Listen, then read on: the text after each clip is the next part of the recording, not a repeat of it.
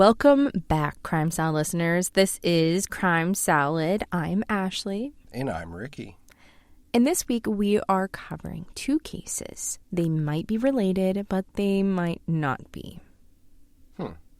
In October of 2000, two women named Mary Morris were murdered 4 days apart in different suburbs of Houston, Texas. Both were killed in violent encounters, and their bodies were discovered inside their cars. Both of their murders remained unsolved. Although both cases have been investigated separately, there is a lot of debate about whether the murders of two women with the same name were a case of a weird timing, or if they're just too similar to be a coincidence. So two people, both Mary Morris. What are the chances? Yeah. It's kind of a common name, though, maybe. Yeah, I would agree. Both the first name Mary and the last name Morris are pretty common, right? Maybe. Matter of fact, it was one of the top two baby names in the United States from 1918 to 1962. So there are a lot of Marys. Now, first, we're going to cover the murder of Mary Lou Henderson Morris. Mary Lou was 48 years old, and she lived in the Baytown suburb of Houston and worked as a bank loan officer at Chase Bank for 16 years. Mary was described as having a bit of a wild, adventurous streak. She loved riding horses and trying new activities. And in her wildest days, she used to drive demolition derby cars. Oh, like at the fair. Yeah, Dang. Mary's my girl. Badass. Now, October 12, 2000 started as a typical day. Her husband, Jay, walked her out to her car, a Chevy Lumina, around 6 a.m. and waved her off to work. He's like, I'm going back to bed. She and Jay Morris had met through the personal ads, in the newspaper where that was the thing to do. And they had only been married for about 5 years, and it was a second marriage for both of them. Now, before this marriage, Mary had been married to Jim Henderson, and together they owned a tow truck business and a wrecking yard. A wrecking yard? That's kind of ironic because she did demolition derby. She likes to wreck things. Right? I wonder what came first. Like, were they driving demolition derby cars as a hobby? Or did they have this wrecking yard and they were like, hey, you know what? Let's do a demolition derby. That's a good point. There used to be a show called Junkyard Wars on Discovery Channel when I was a kid. And they had to, build things out of the junkyard. So maybe they built, this demolition car from their junk. I love a good demolition derby. I do, too. It's so redneck. I can't wait to go see one this summer. It's one of my favorite things to do. Crack open a Coors Light and enjoy some wreckage. Now, even though their marriage ended, their split had been relatively amicable, and they remained friendly. Mary and Jim had 2 children, a son who continued living with his dad and a daughter, Marilyn, who lived with Mary until she moved out for college. Marilyn had moved out long before Mary met and married Jay Morris. But everyone got along, and she was glad that her mother found someone who made her happy. Now, just like what we were saying, her husband Jay walked her out to her car around 6 a.m. Nothing was unusual. She drove off toward the bank where she worked, first planning to stop at a gas station she frequently used on the way. But Mary Lou never made it to the bank. Her coworkers knew it would be unlikely for Mary to just not show up at work. And her concerned manager called the house just after 2 p.m., asking to speak with her. Jay answered the phone and told the caller that Mary was at work. Now, the manager hadn't identified themselves, and for some reason didn't inform Jay that Mary was not, in fact, at work. Jay also didn't ask for a name or take a message. Is it kind of weird that she never disclosed who she was, or the fact even that he never asked who was calling? That's a little weird. Yeah, it's hard to say what she was thinking at the time. I know working at a bank, I worked at a bank, and everything's very like walking on eggshells because you can never be too sure, or, you know, you don't want to say the wrong thing. Like, I don't know. It seems weird, though. I don't know. I think it seems weird. Now, usually Jay and Mary spoke several times throughout the day, but every time Jay called, Mary's work phone went right to voicemail, which is strange. Jay started to feel suspicious between not hearing from her and then that unusual midday call asking for Mary, so he called into the main line at the bank, and that's when he learned Mary had never shown up for work. Worried, Jay called the police, and Marilyn, who was also immediately concerned, since it was so unlike her mom to just not show up for work or tell anyone where she was going or where she was. After arranging a babysitter, Marilyn headed over to her mom's house. And when she got there, the police were already there, taking a report about a missing person from Jay. Okay. Strange, but... Now, the police didn't seem overly concerned and thought Mary would turn up eventually. Mary's family knew something wasn't right, so Marilyn and Jay headed out together to retrace Mary's route to work. They stopped at the gas station, where the cashier seemed to remember seeing Mary but couldn't give any details. And when police started their investigation, the security footage had been taped over, and there was no record of Mary using her credit or her bank cards there. I guess it's not that big of a deal that no one took it serious, being it's her age. Hopefully she'll just show up and some miscommunication or something, but like the footage being taped over that soon, the security footage, that seems a little weird. Yeah, that is really strange, unless they didn't take the security camera footage seriously, but why even tape it then? Well, when did they review the footage? Was that like the next day? It was very close to the time when she was missing. Oh, okay. Well, I was thinking, just to make sense of it, maybe it was the next day and they start recording over the previous day or something, but I don't know. Now, earlier we talked about how Mary's first husband, Marilyn's father, owned a towing and wrecking company. Well, while they were retracing steps, Marilyn's dad called and told her there had been reports of a burnt-out car in a more remote area. He could only provide the cross streets, but Marilyn and Jay decided it was worth checking out independently. Despite the pretty loose location, Jay seemed to be able to find the area, and when they arrived, the police and the fire department were already on the scene.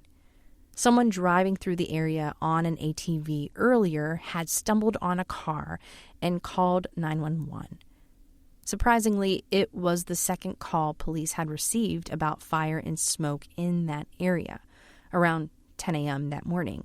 Some additional calls had come in complaining about visible flames and smoke, but the spot was known as a place where people would go to burn brush and garbage, so it was assumed that this was the case. And so no one was sent out to verify. At this point, it had been hours since Mary was last seen and since the initial fire was reported. The car and its contents were so destroyed, it took first responders some time to even notice that there appeared to be human remains in the passenger seat. Whoa. Wait, human remains in the passenger seat, though? Not even the driver's seat? Yeah, isn't that strange? It was such a remote area, but either Mary hadn't driven herself there or she had moved from the driver's seat to the passenger seat once parked. But, yeah. That's strange. Marilyn and Jay were able to identify the car as the same make as Mary's, and the license plate confirmed that it was her car.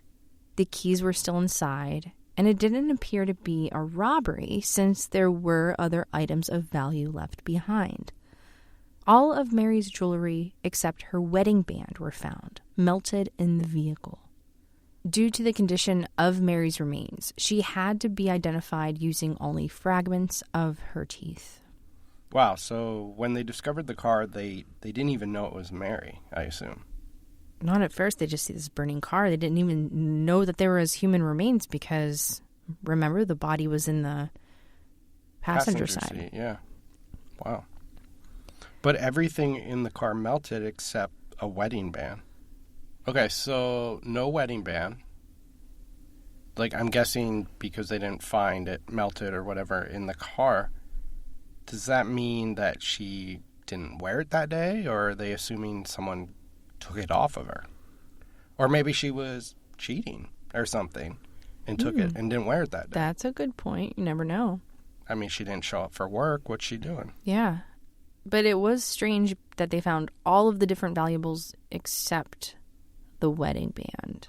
Also, without a driver. She's in the passenger seat. Did the dude jump out and run? Okay, so here's where it gets a little confusing. Just bear with me. With no clues about what happened, her devastated family focused on planning her funeral. After it was held on October 16th, Marilyn called the medical examiner's office in Houston to arrange to pick up whatever jewelry and belongings had been recovered. On the phone, Marilyn is assured that the jewelry will be released to the family, but not until her mother's body has been picked up by the funeral home. Marilyn reminded the medical examiner that she had just buried her mother that day, so the jewelry should be ready to collect. But the person she is speaking with is insistent that can't be possible. Mary Morris is still in the morgue. At first, Marilyn panics. On top of everything that has happened, were the wrong remains released? Who was inside the casket that they buried if it wasn't her mother? That was when the story started to come together. Mary Morris was still in the morgue, but not Mary Lou Henderson Morris, a different Mary Morris, who had also been killed in her car the same day of the first Mary Morris's funeral. What? What a scary moment for the daughter, though. Yeah, so two different Marys around the same time. Buried the right one, right? Yeah. Like her mom was buried. Yes. Okay. Jeez, that's scary. So the Mary that was in the morgue is Mary McGinnis Morris, another Mary. And she had a much more complicated life. While it seemed like there was a single suspect in Mary Lou Henderson's murder, Mary McGinnis Morris had a few people in her life who potentially wished to harm her and were viable suspects. Mary McGinnis was a 38-year-old nurse practitioner, medical director for Union Carbide, overseeing several of the company's clinics. It was a great job. They gave her a car to drive, and due to the company's size, she could advance her career if she wanted. She relocated to Houston with her young family, a husband, Mike, and her daughter, Katie. Mary McGinnis loved her job and made fast friends with Lori Gemmell. But there were some issues at work, specifically with a temporary employee named Dwayne Young. In the weeks before her death, Mary McGinnis made several complaints about his behavior towards her. Things got increasingly worse, to the point that Mary asked Mike to purchase a gun and teach her how to use it because she felt like she needed to begin to carry something to protect herself. And just days before she was murdered, Mary McGinnis found a disturbing note written on a desktop calendar, which was the final straw.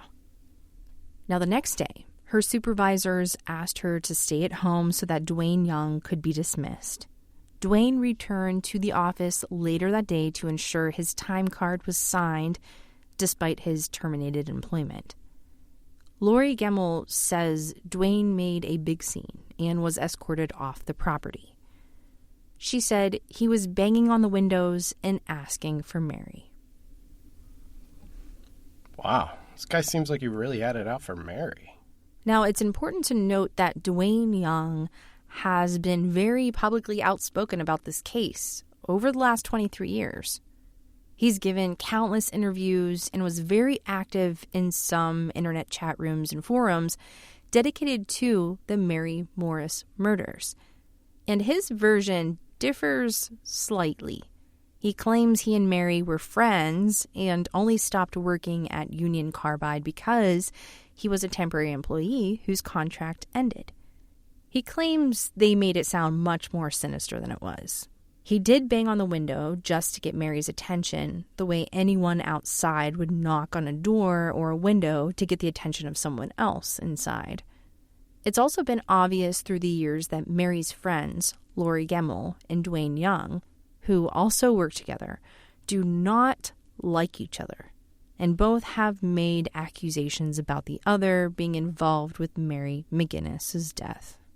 But why are you banging on the window? That's so suspicious. Like, knock on the door or do something like a civilized human. Yeah, and if the hospital didn't see that there was a problem, why would they terminate him? You think that they would talk to him or, Well, I'm glad she did talk to HR, though, because we started talking about how she wanted to get a gun and everything, and I'm like, why didn't she just talk to HR? So it's good that she kind of did both, but it's also sad that she felt like she needed a gun even after, reporting him. Yeah, like what was really going on? It's scary. Now, Mary and Mike's marriage was rocky. Things got more complicated when they moved to Houston, and Mike could not find work. They argued a lot, and he was suspicious that she was having an affair. Something Mary's sister Stephanie Lohr says Mary confirmed. She said, Mary told me she had fallen in love with someone else but would not leave Mike. She was trying to make her marriage work, but after they had gone through 3 or 4 marriage counselors, it had gotten to the point where she would have asked him for a divorce. Okay, so maybe we have suspect number 2. Maybe.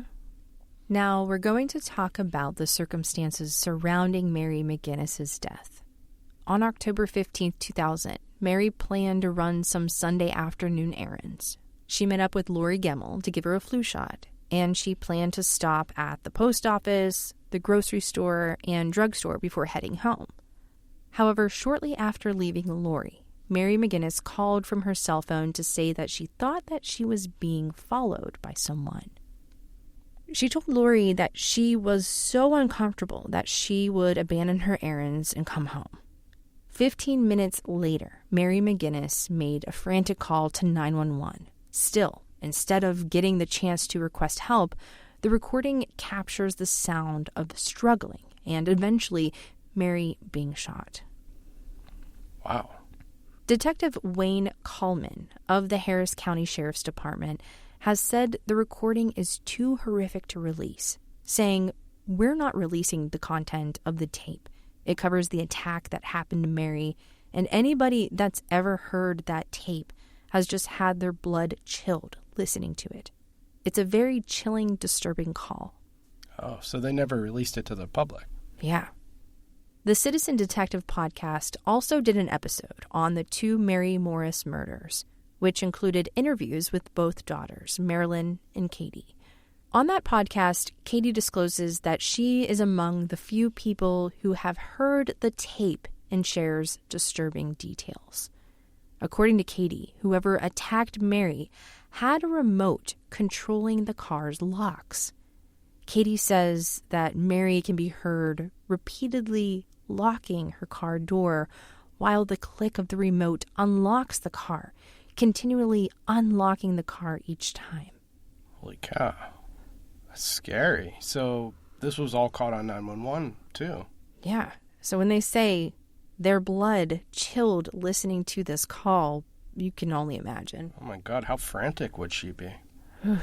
That's one of the creepiest things I have ever heard of, and I hope to never even hear that chilling call. Yeah, wow. Now remember, Mary drove a company car, so who knows who had access to that second remote? Could it be her husband, Dwayne Young, anyone else from the Union Carbine offices, or even if it was just some generic remote that someone had programmed? We can guess that since no one has been arrested, Mary couldn't identify or see who it was. So whoever had that remote, they planned this. They had access to that remote or whatever. Like, this is a targeted attack. Yeah, like they knew that remote controlled her car. Because why would they just try it out and, well, it might not work, but... Now, late into the evening of October 15th, Mike calls the police and reports Mary missing since she hadn't returned home after her errands. The following day, Mary's car was found in a remote area and she was inside.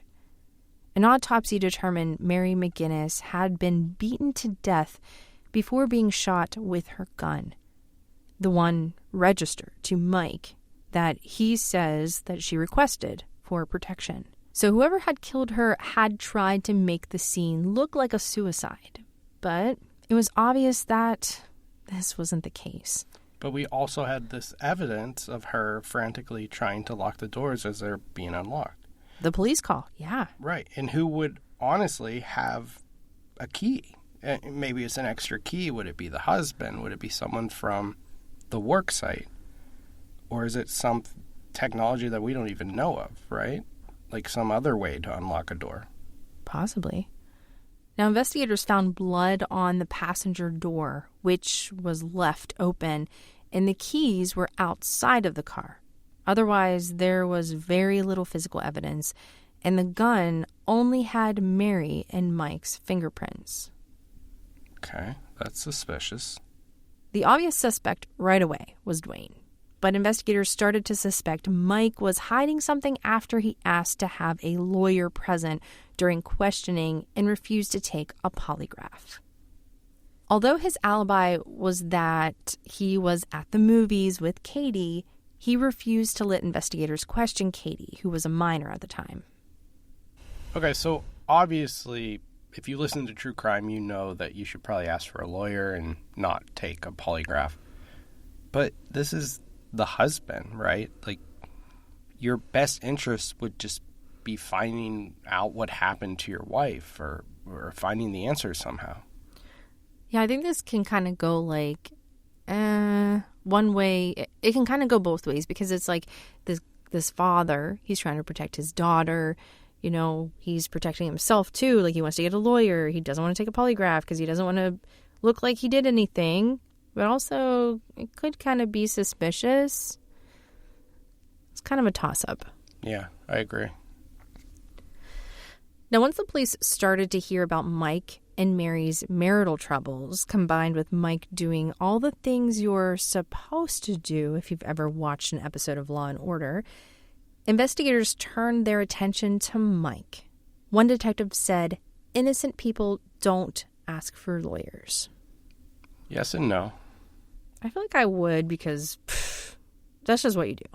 Well, it's whatever's in your head, you know? Like, if you watch something that said you should always ask for your lawyer. Or if you listen to Crime Salad episodes. Right. Now, there has been a lot of speculation about the case of the two Mary Morris murders. A standard theory is a hitman killed the wrong Mary Morris.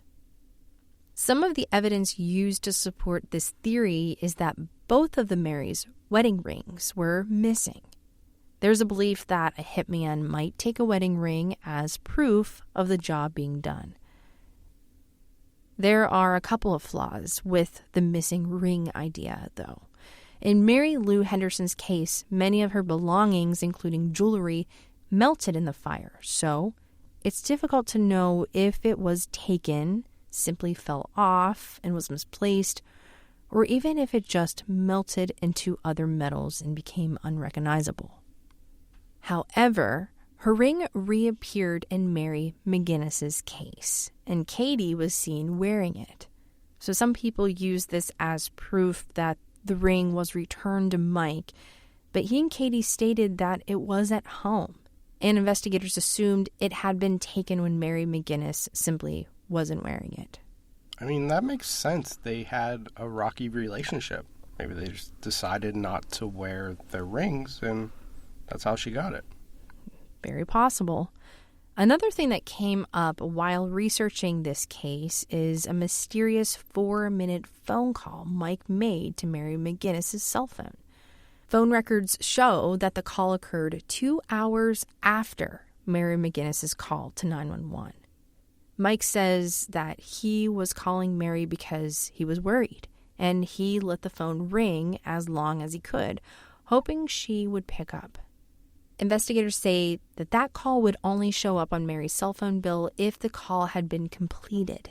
They believe that call may support the hitman theory, that Mike called the phone knowing the hitman would answer to confirm if her murder had been completed.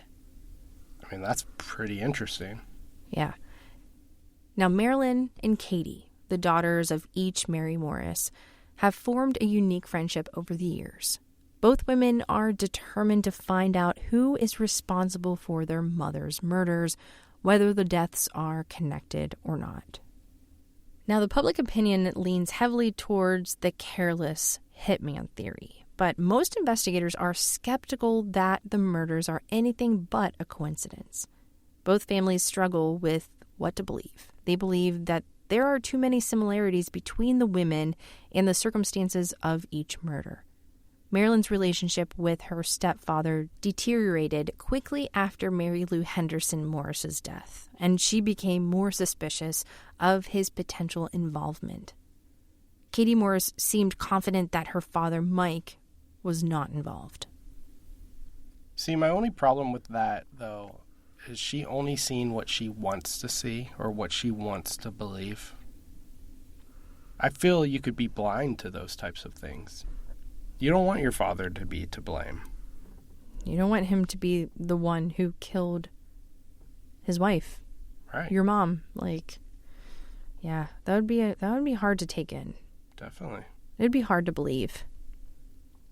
Lori Gemmell raises some questions. Some of her reports about Dwayne's behavior seem to be rumor versus fact, and the final hours of Mary McGinnis's life are all based on Lori Gemmell's private conversations with her and are challenging to confirm. Then there's also Dwayne Young. Both families seem suspicious of him and have stated that it looks like he seeks out opportunities to insert himself into the case. He has said it's all in an attempt to clear his name, but neither Morris family seems to believe that is 100% accurate. In 2023, a movie based on Mary Morris murders was released called Maggie Moore, with an S in parentheses, insinuating that there's more than one. And it starred John Hamm and Tina Fey. Katie and Marilyn conducted several media interviews around the release. They were upset about the movie that neither family had been contacted beforehand. In one of these interviews with Entertainment Weekly, both of them expressed that they were worried about their safety with the release of the movie. Katie said, "There is a person of interest in the murder of my mother who has repeatedly tried to contact me over the years, despite a permanent injunction.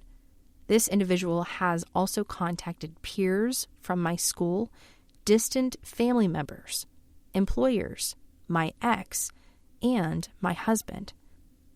This person has reached out to my family as recently as February regarding the case and alluded to the fact that he was close.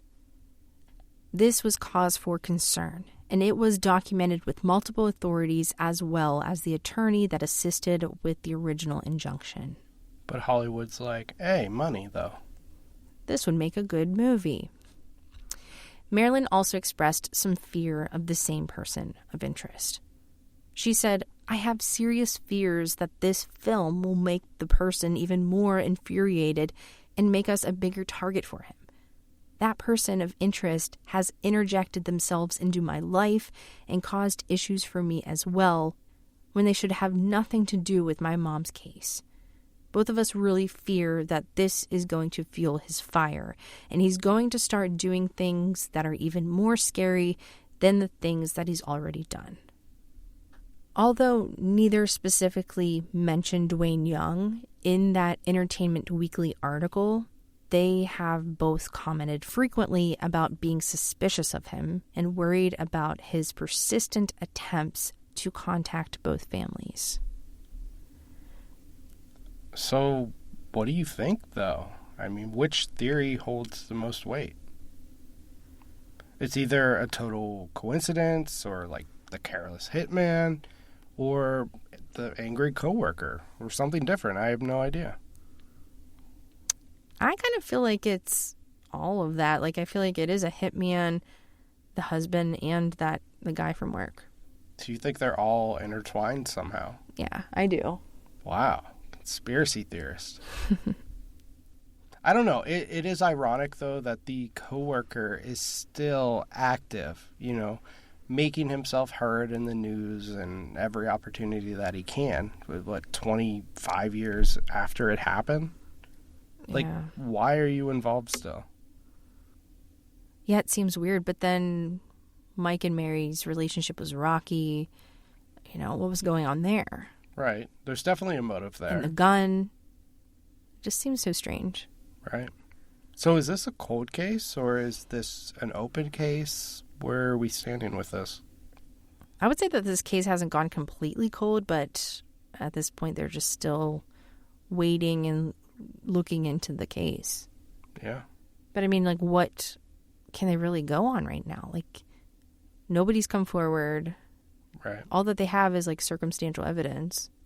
I mean, this is one of those cases, though, that if anyone knows anything, make it be known, right? I mean, the littlest information can actually just spark some energy into this case. Get it solved. Get some closure for the families. Yeah, 100%. But the wedding ring, to me, is a little more suspicious because it's like, Well, there's a couple different things. One, they did have marriage problems, so maybe, they took the wedding ring off, or she didn't want to wear it for whatever it represents or whatever. But it also makes sense with the whole hitman thing to take the wedding ring for evidence, right? Okay. Job done. Interesting case. It is. I hope we find out. Yeah. I really hope that there's justice for both of the Marys because this is just a horrible case all around. And I feel like they are connected somehow. Yeah. It is nice, though, that the daughters ended up becoming friends, or at least having each other. I mean, that's something that they're both going through, and they can, have each other there and bounce ideas and all of that. The support. Yeah, that is pretty cool. It's an unlikely friendship. Well, that's this week's story. And if you liked this week's story and you love Crime Salad, let us know. Let us know in the reviews if you listen with Apple Podcast, because that really helps boost us up a little. Hey, if you don't tell us, we'll never know. And if you don't like us, don't tell us. Sorry. Just don't listen. If you don't like us, don't listen. You know what's so weird about, like, bad reviews is, like, they don't really hurt my feelings anymore like they used to. Like, they used to hurt my feelings, but now I'm like, a lot of the times they're quite laughable. Like, right. I don't know. I flip the screen off every once in a while. I'll read a review and I'm like, throw up the middle finger. I'm like, screw you. Don't listen then. But I don't even care. Like, I just enjoy doing what I'm doing. And if someone doesn't like it, then they don't matter to me. I totally agree. Those that matter don't mind, and those that mind don't matter. Damn. Poet. Dr. Seuss. Dr. Seuss said that. Yeah. Wow. Scholar and a saint. All right. See you guys next week. Bye.